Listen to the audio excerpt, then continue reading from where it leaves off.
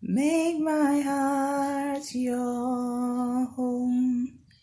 Make my heart your home. Make my heart your dwelling place, Lord Jesus. Make my heart your home. Make my heart your home. Make my heart your home. Make my heart your dwelling place, Lord Jesus. Make my heart your home. I just heard that song this morning, and I just couldn't get it out of my head because I mean, it's just one of the greatest prayer that any Christian can pray, and it coming in a song is just so, it's just so powerful. Hello, welcome to my YouTube channel, where I talk about all things that interest me, and, I hope that people who have similar interests will find this video and subscribe, like, comment, and agree, disagree with my opinion based on anything, so so on one of those days, which is today, as at the time of this video, I did my hair and it came out looking amazing. I've been doing my own hair for since the onset, actually. My mother didn't want me to do my hair. She didn't want me to do my hair. She had her reasons, whatever those were. She felt I wasn't ready to do my hair at the age of 18, way back then. Was I 18 at that time though?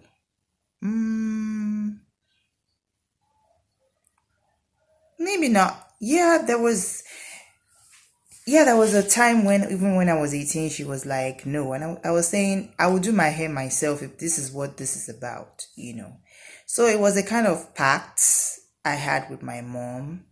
And I saw no reason to change it because personally, I don't like the idea of people, just anybody, a total stranger, dipping their hands into my head. Like the spiritual, it's spiritually, it's not wholesome to have just anybody put their hands on your head, because you don't know the kind of energy they have.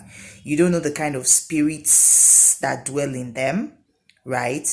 So I mean, you having just anybody put their hands in your hair is almost like sleeping with somebody without protection, or just sleeping with just anybody randomly. You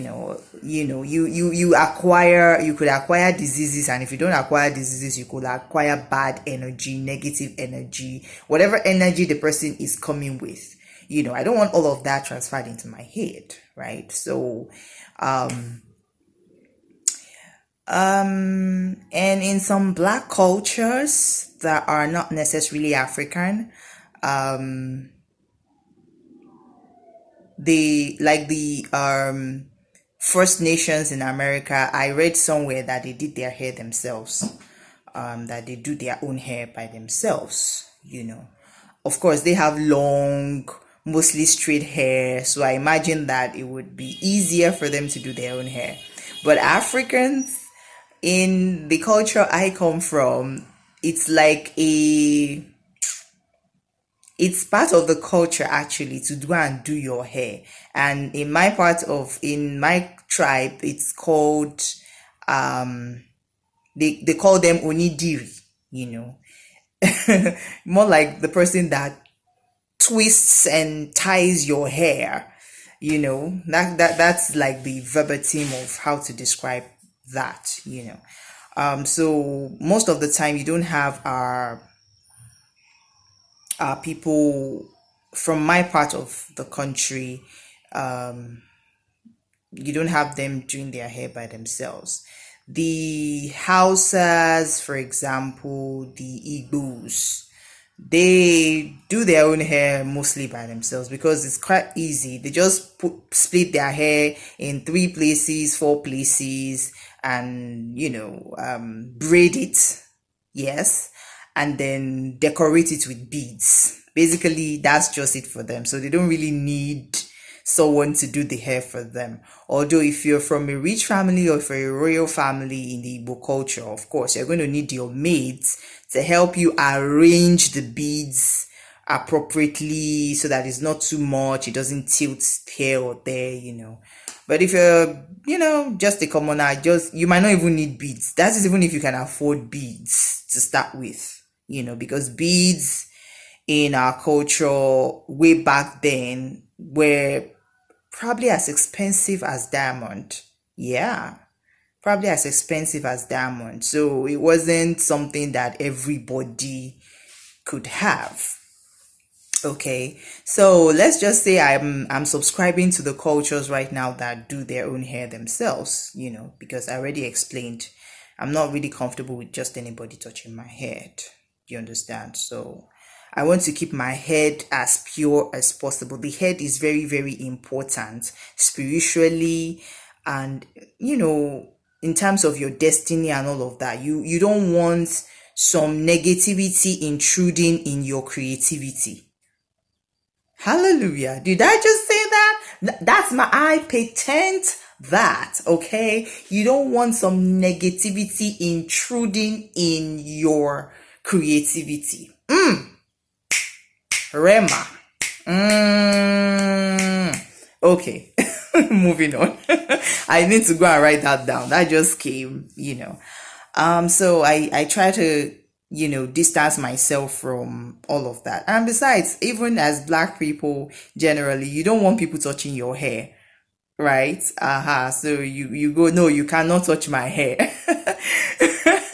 So I think it's a generally Black thing, So yeah, on one of those days I thought, what, when you just do it a new style, you want to do a selfie. So this is my own way of doing selfie, but I want to make it count, right? I want to mark it with something remarkable. So I want to talk about what I've been up to when it comes to beauty, hair products, and all of that. Now, this place I use in my parents' house, okay, I use it because the lighting makes my skin look more beautiful.